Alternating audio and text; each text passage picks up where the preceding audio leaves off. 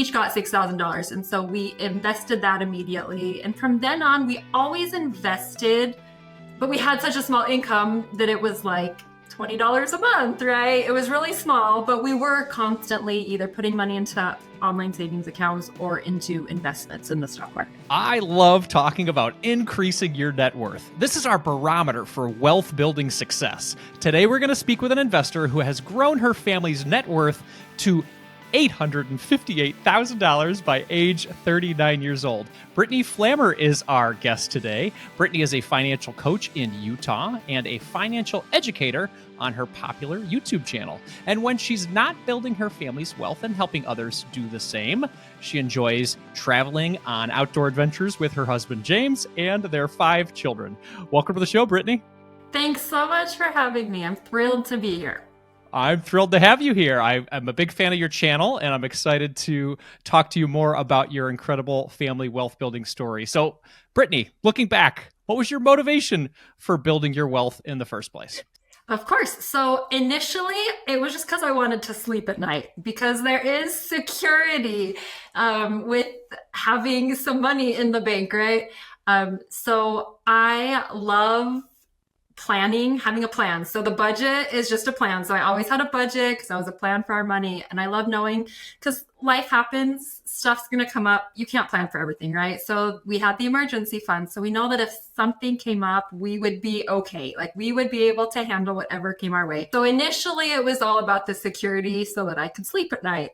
But in the bigger picture, it's more for financial freedom. Like when you mentioned, we love to travel. And I want to be able to do that with my husband, with our kids. And you can do it frugally, but it still costs money. And we want to be able to do the things we love and not do them not have to work because we have to. So like you have experience in a job that maybe you don't love and want to get rid of. My husband, he's a high school teacher, but we made it through grad school with no debt so that he could do that if he wanted to, that we wouldn't be forced to take a job he didn't love. So I feel like it's really all about the freedom to do what we want with our money. I love that. Freedom, options, and a plan. I'm all about a plan. I know that you're a fan of the budget. I am too, and all the special tools that can make that happen. Let's talk about this net worth growth process a little bit. What have you and your husband done for income over the past, call it, decade or two of your lives? So we've been married almost 20 years, and I have been a stay-at-home mom until the last 3 or 4 years is when I started my financial business, very, very part-time, like more hobby than job. And when we first got married, we did Peace Corps, so we weren't making any money, and he did grad school, so we were making hardly any money. He's a teacher now, and that's the most he has ever made. So our average income for our first 18 years of marriage was like $37,000 a year.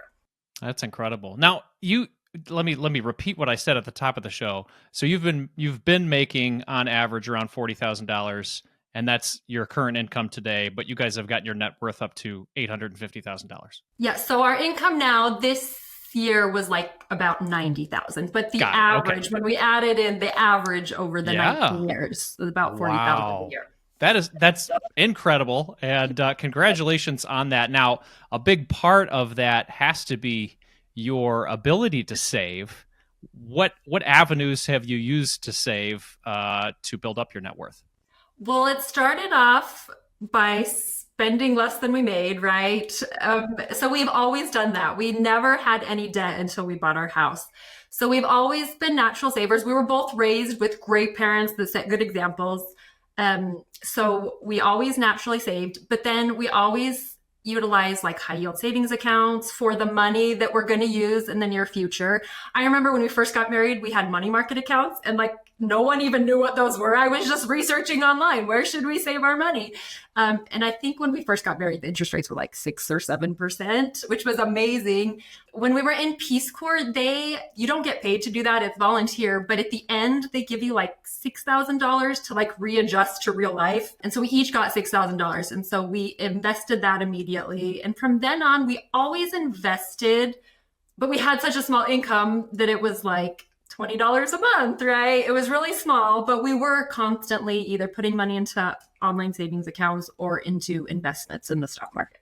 That's incredible. I mean, I think that's a major point right there. It doesn't have to be in the thousands of dollars to save each time. These could be $20 here, $40 there, and it adds up. Speaking of adds up, let's talk about the assets on this net worth chart, I would say, I guess. Let's talk about that. Can you break down your assets for us? Sure. To start with, we've got about 45,000 in cash, and that is our emergency fund, as well as our kind of short-term, more sinking funds, like travel, house projects, that kind of stuff. And those are mostly in high yield savings accounts right now, and a little cushion in the checking account.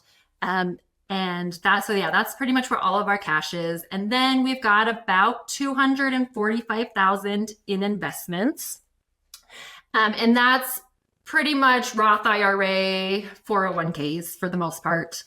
And that's a lot lower than I would like, but my husband's only had a job with benefits for like 8 years.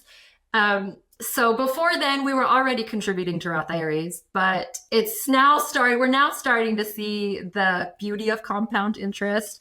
I feel like about the 5-year mark is when we started to see that. And then we have the bulk of our net worth is in our home.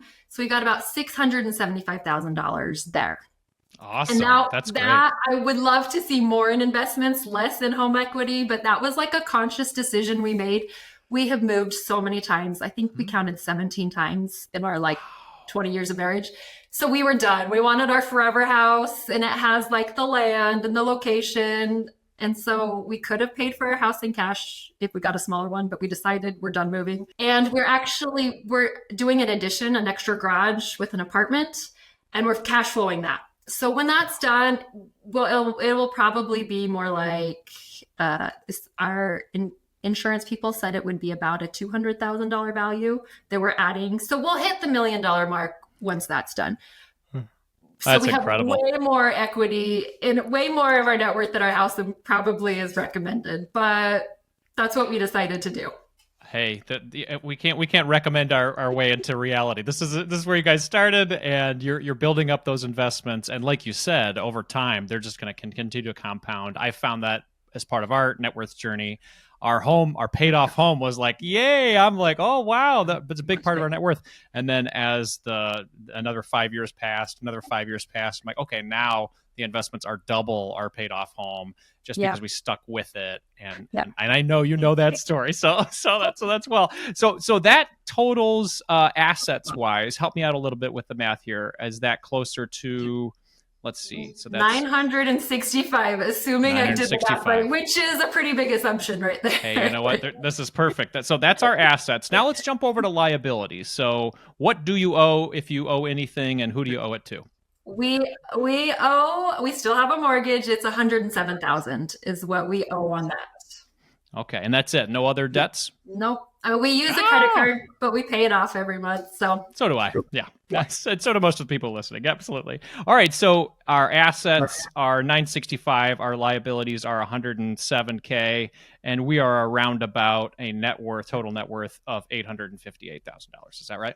Yep. Sounds about right. That is so cool. So you guys are a shade away from being a millionaire family. How does that feel? It feels awesome. Not that the dollar amount doesn't really matter. It's more like that freedom and security we talked about, right? But it's great to celebrate those milestones. So it's one I look forward to. My goal was to hit it before I turn 40. And I only have like 2 or 3 more months. And our addition won't be done probably until this summer. So we won't quite make it, but it's close. That is okay. You put those big goals out there and then you see them, and man, if it happens months afterward, it really doesn't matter at all. Yeah. And to your point, I mean, it's what's included in this net worth that matters more than the number itself. You are building up investments that will provide you and your husband security and your kids security. You have cash in there that gives you that immediate short-term security. And then you have this home that you love that is going to be your forever place. So, I mean, it's like what's in there that is what really matters. So I think that's really, really cool. One thing I have a question on is regard to generational wealth. You have 5 children. That is so cool. What are your plans for generational wealth? And are you thinking about that now as you're building your own wealth? Yes, yes. So I know you're really big on this. I mean, you have a course on this, right? On I teaching your do, kids, yes. right? So it's really important to me. I remember when we used to be at the park with like friends, I would ask them like, "Did you have an allowance growing up? What did your parents do?" Because I was just interested in the subject and like I want to do the best thing for my kids, right? I want to raise independent children that are capable.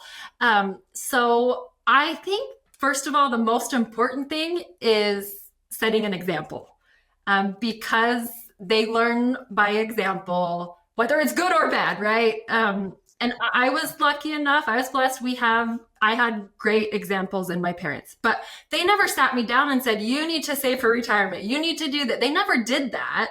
But I saw them. Like this was back in the day before like debit and credit cards. It was more cash and checks, right? So it was a little bit easier. But we'd be going on a family vacation, a road trip, and I would see my dad calculate, this is about how much we'll need for gas. This is how much the hotel is going to be. He'd stick the cash in an envelope, stick it in his pocket with his pocket protector.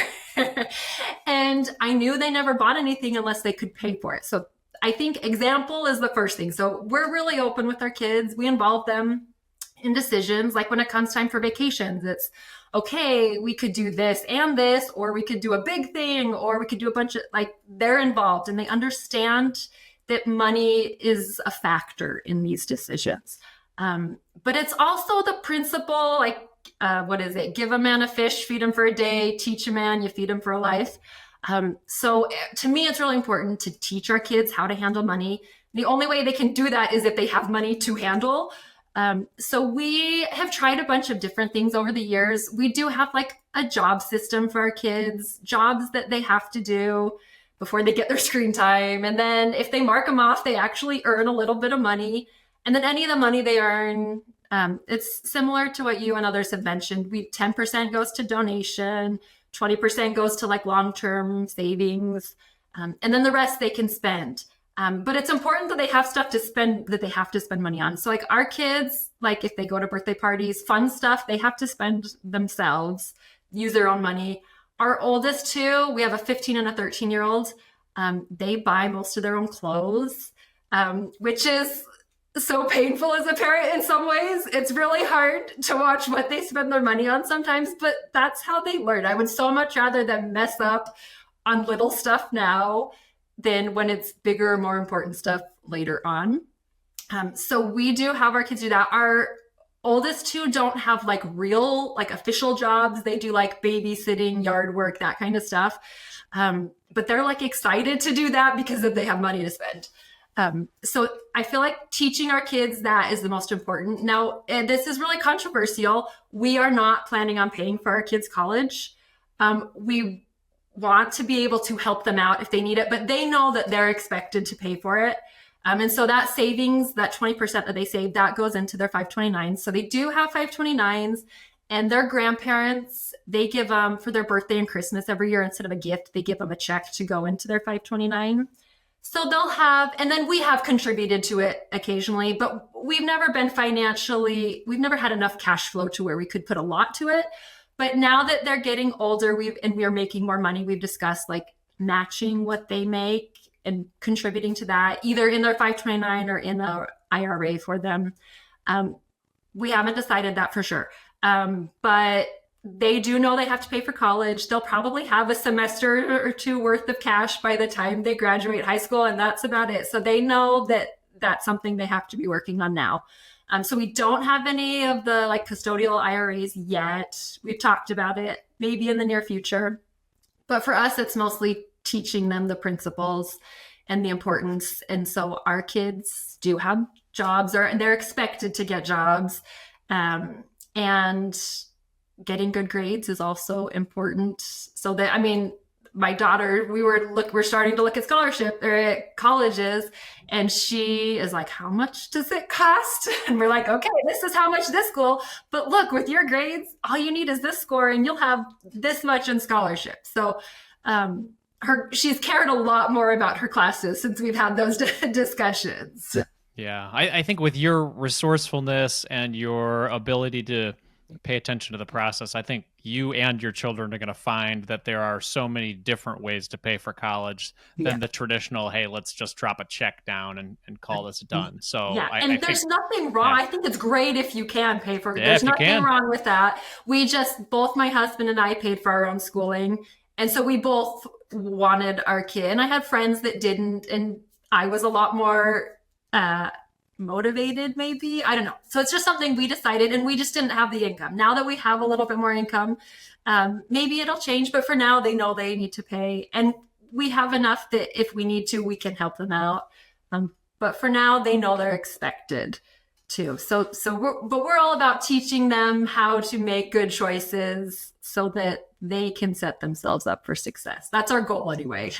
I love that. I love that. Will you talk to us a little bit more about how that 10% giving goes in the family? I know it's an interesting topic to me. I don't think it gets discussed enough in our space, so I would love to hear from you. My husband and I, we pay a tithing to our church, and we pay off of our gross income, and it's something that we've always done. So I like to pay it because I'm like, oh, the more we pay, that means we made more money. But we've seen so many blessings, and so it's more of a habit that we have done with our kids. They like to donate to some different things, and I know you have shared a lot of different causes. It's just so rewarding to give it away, but it makes you appreciate what you have, which I think is related to finances so much, because it's all about being content with what you have, not wanting what everyone else has, right? And spending your money on the things that are important to you. And when you give it away, especially if it's to people less fortunate, it just makes you feel better and happier with what you have. So we have our kids do the 10%, and sometimes they grumble about it, but I kind of just want it to be a habit for them. I mean, I hope that they never take it for granted. I hope they appreciate it. But there's so many ways that you can give that aren't even monetary. Like I look at, you can give time. Like over Christmas, we always try to find something to do as a family. We some people were crocheting hats and they needed scarves. So I was like, okay, I can't crochet, but like we can tie some scarves. So our kids were able to do that. And it just gives you a greater appreciation for everything that you have.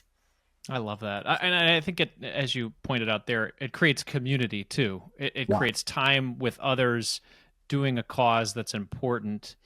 And when you look at, like you talked about, those research studies on what creates a happy, fulfilling life, service to others and creating community and making friends, that's where it's at. So if you're teaching your kids that at a young age, that, hey, just take a small portion of what you make and give back, because it'll give you a lot more in return. So I think that's fantastic. Brittany, I think somebody's listening right now and they're saying, this is fantastic. I want to get close to that millionaire net worth in my late 30s or early 40s or whenever Brittany's going to hit it. What is one small step that you would provide to them as advice following this interview?